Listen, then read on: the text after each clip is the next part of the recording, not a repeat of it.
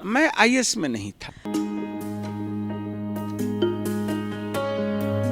नमस्कार, मैं कवि नीलेश आज बिहार विधान परिषद के स्नातक क्षेत्र के चुनाव में नवनिर्वाचित उम्मीदवार सर्वेश सर हैं। इन्होंने बहुत दिन से चुनाव लड़ने की इनकी मंशा रही और आईएएस की नौकरी छोड़ने के बाद मैंने 4 पंक्तियां लिखी थी 2015 के चुनाव के बाद कि आंखों में तेरे मुझे सैलाब दिखता है, हार की भीनी खुशबू में मुझे इतिहास दिखता है, हार का सेहरा कभी तुम्हारे माथे पर कभी हमारे माथे पर आज इस हार में मुझे इनकलाब दिखता है। और कहीं ना कहीं ये इनकलाब 2020 के चुनाव के बाद दिखा और सर्वेश सर अब बिहार विधान परिषद के एक सदस्य के रूप में हो गए हैं। तो जानते हैं कि किस तरह से ये चुनाव इनके लिए कितना कठिन था। सर, ये चुनाव 2020 का कितना कठिन था आपके लिए? इतनी विविधता से भरा यह देश है, यहाँ तो मेरिट को बहुत प्रूव करना पड़ता है और ईश्वर की कृपा से हमारे जो वोटर्स हैं उनके सहयोग से लोकतंत्र की जीत हुई है। सर, आपने 2010 का विधानसभा चुनाव भी लड़ा था और अब 2020 का विधान परिषद भी चुनाव लड़ा, तो इन दोनों में कितना अंतर देखते हैं आप? कि विधानसभा का 2010 का चुनाव मैं पहली बार चुनाव लड़ रहा था, निर्दलीय था। 2015 में फिर भारतीय जनता पार्टी के टिकट पर चुनाव लड़ा, ये तीसरा चुनाव था। तो निरंतर हम लोग जब काम करते हैं तो अनुभव आता है और उस अनुभव से व्यक्ति समृद्ध होते हुए जाता है। तो निश्चित रूप से 2010 का चुनाव, 2015 का चुनाव, 2020 का चुनाव, ये सारे चुनाव अलग किस्म के होते हैं, अलग अनुभव होता है और परिणाम जब आता है तो सुखद होता है। नहीं परिणाम आने से भगवान कृष्ण याद आते हैं, आप कर्म करो, फल तो मेरे हाथ में है, यह अनुभूति होती है। सर, मुझे एक लाइन आपकी स्टेटमेंट अभी भी याद है, गुणवत्तापूर्ण शिक्षा। तो इसको किस तरह से आप नए रूप में ढालेंगे और बच्चों को भी शिक्षा की एक नई रूप में प्रदर्शित करेंगे? शिक्षा समाज को फ्रेमवर्क देता है जिस पर कि आगे का प्रोसेस डेवलपमेंट का काम होता है।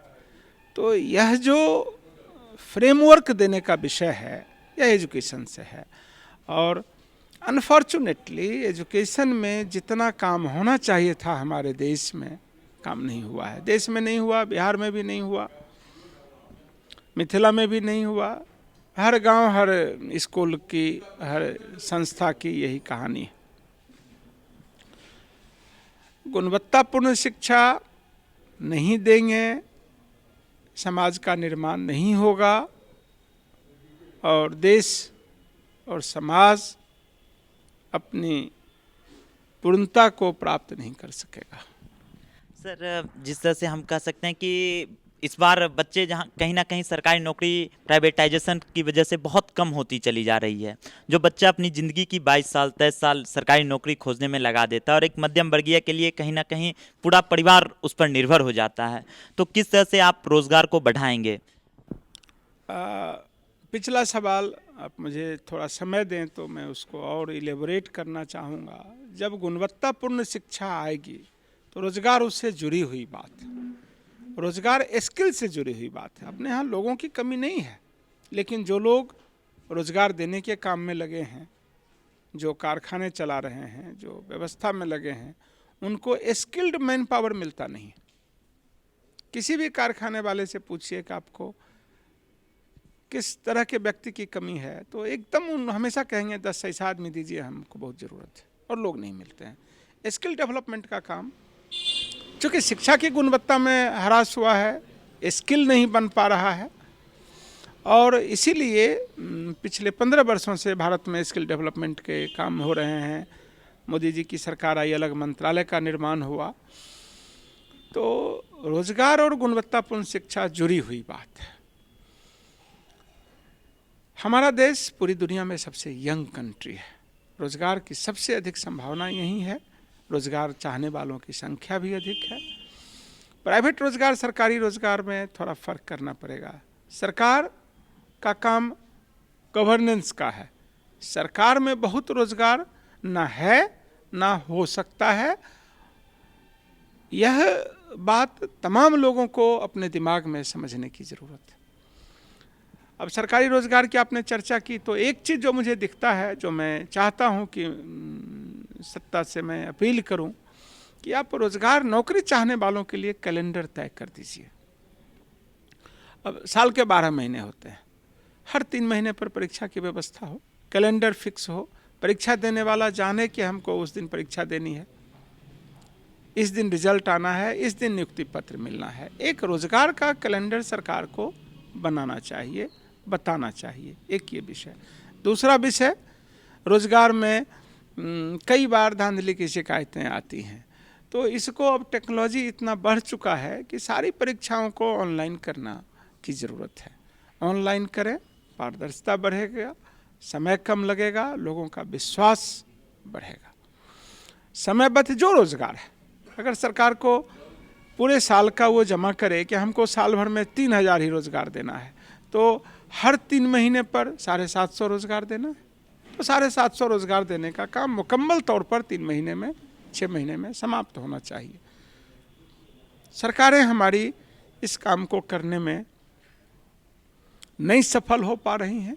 मेरी मंशा है, मेरी इच्छा है, मेरा प्रयास होगा कि रोजगार का कैलेंडर बनवाने का काम मैं करूं, जिससे लोगों को जो रोजगार लेना चाहते हैं उनको यह अंदाज रहे कि मुझे इस समय फॉर्म भरना है, इस समय परीक्षा देनी है, इस समय नियुक्ति पत्र मिलना है। यह काम मैं करना चाहूँगा। बाकी ईश्वर कितना कराते हैं वो जाने। सर, बेगूसराय वांस दिनकर यूनिवर्सिटी की मांग बहुत जोरों पर है, तो आप इसमें अपना कौन सा योगदान देंगे? बेगूसराय यूनिवर्सिटी होना चाहिए कि नहीं होना चाहिए? अगर सब लोग चाहते हैं होना चाहिए, तो जो लोग चाहते हैं कि नहीं होना चाहिए उनको कारण तो बताना पड़ेगा कि क्यों नहीं होना चाहिए। जहाँ तक मेरी समझ है, बेगूसराय यूनिवर्सिटी जरूर होना चाहिए, और जब जरूर होना चाहिए तो जो जरूर होना चाहिए मैं तो उसी के साथ रहना है। और बेगूसराय यूनिवर्सिटी वाजिब है, उचित है, होना चाहिए, और होना चाहिए इसलिए मैं इसके लिए पूरी शक्ति, सामर्थ्य, योग्यता जो ईश्वर ने मुझे दिया है, मैं इस काम में लगने वाला हूँ। निश्चित रूप से बेगूसराय में यूनिवर्सिटी होना चाहिए, मैं इस काम में लगूंगा और यूनिवर्सिटी होगा। सर, 2010 में जब आप आईएएस छोड़कर आए थे, तो ऐसा क्या वाकया था कि आपने राजनेता की तरफ अपना रुख अख्तियार कर लिया? मैं आईएएस में नहीं था, मैं एलाइड सर्विसेज में था। इस बात को मैं स्पष्ट करूं, लोग आम तौर से बोल देते हैं, लेकिन अब मैं एलाइड सर्विसेज में था। जॉब छोड़ने का कारण था, मेरे पिताजी बीमार थे, डॉक्टर्स ने कह दिया था कि वो बचेंगे नहीं, तो मुझे लगा कि मुझे अपने पिता के साथ होना चाहिए। वो पूरे तौर पर वो पारिवारिक कारण था, व्यक्तिगत कारण था, भावनात्मक कारण था, इसलिए मैंने नौकरी से इस्तीफा दे करके अपने पिता के साथ आ गया। कैंसर के मरीज थे, और मुझे यह दृश्य याद है, जब वो मरे तो उनका हाथ मेरे हाथों में था, और इससे मुझे ऊर्जा मिलती है, मुझे शक्ति मिलती है, मुझे प्रेरणा मिलती है।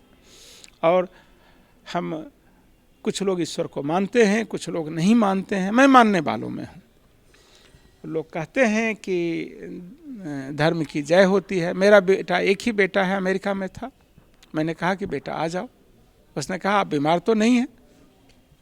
मैंने कहा फिर भी मुझे आपकी ज़रूरत है, आप आ जाओ, और वो अमेरिका से चला आया। एक मिडिल क्लास का व्यक्ति, ये सपना होता है मैं विदेश जाऊं, नौकरी करूं, अच्छा लाइफ स्टाइल करूं, लेकिन मैंने अपने पिता के लिए जो किया, मैं अपने सामने देख रहा हूं कि मेरा बेटा अमेरिका का नौकरी छोड़ करके मेरे पास चला आया। तो यह एक भावनात्मक और व्यक्तिगत कारण था, संस्कारों से जुड़ी बात थी। ईश्वर ने मुझे उसमें सफलता दी। सर, अब आप विधान परिषद के सदस्य हो गए हैं, तो आपको जिस मतदाता ने वोट किया है, स्नातक के तमाम मतदाता को आप क्या कहना चाहेंगे? देखिए, स्नातक का मतदाता बहुत डाइवर्स सेक्टर का है।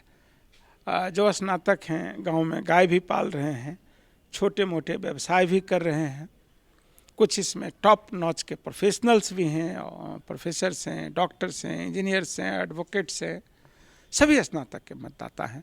तो स्नातक का मतदाता का सेक्टर बहुत डाइवर्सिफाइड है, और स्नातक को अगर आप समेटिए तो लगभग पूरे समाज को समेट लेते हैं। शिक्षा का प्रसार बढ़ा है।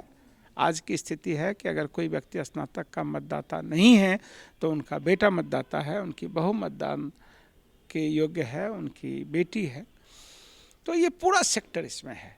तो सारा जोर विधान परिषद और विधानसभा का जो मुख्य काम है कि अच्छे विधान बने, अच्छे नियम कानून बने। मुझे याद आ रहा है कि संविधान निर्माण के बाद डॉक्टर अंबेडकर से किसी ने पूछा कि कैसा संविधान बना है। डॉक्टर अंबेडकर ने कहा यह इस बात पर निर्भर करेगा कि इसको लागू लोग कैसे करते हैं। लोग अगर अच्छे से लागू करेंगे तो संविधान बहुत अच्छा बना है। तो विधान बनाने का काम मुख्य काम है। स्नातक हो, समाज का कोई भी वर्ग हो, उसके लिए अच्छे नियम कायदे कानून बने और वो ठीक से लागू हो। जैसे मैंने रोजगार कैलेंडर की बात की, जो लोग रोजगार की तलाश में हैं उनको बहुत सुविधा होगी, ऐसा मैं समझता हूँ। और भी सारे विषय आएंगे, बहुत सारे विषय हैं। बेगूसराय में यूनिवर्सिटी का विषय है, बिहार में महिला विश्वविद्यालय कोई नहीं है, दरभंगा में महिला विश्वविद्यालय की स्थापना होनी चाहिए, यहाँ एग्रीकल्चर यूनिवर्सिटी पूसा में है। उद्यमिता को कैसे प्रोत्साहन दिया जाए, बच्चों को कैसे हम उद्यमी बनाएं, इसके ट्रेनिंग की, इसके पढ़ाई की, इसके समझ बनाने की क्या व्यवस्था होनी चाहिए, ये सारे विषय हैं। और स्नातक तो मैंने कहा कि ये बहुत अब डाइवर्सिफाइड हो चुका है, कोई एक सेक्टोरल वोट अब ये नहीं रहा है।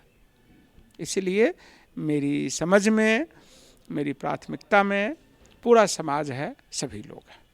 सर, इतने व्यस्तम समय देने के लिए बहुत बहुत धन्यवाद सर, और जीत की एक बार पुनः बहुत बहुत बधाई सर।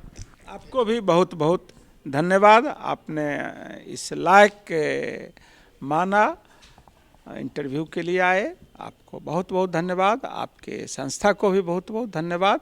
और निष्पक्ष पत्रकारिता करें जिससे कि समाज में चौथा स्तंभ मजबूती से खड़ा हो सके। हम सब लोगों का दायित्व है। बहुत बहुत बधाई, धन्यवाद।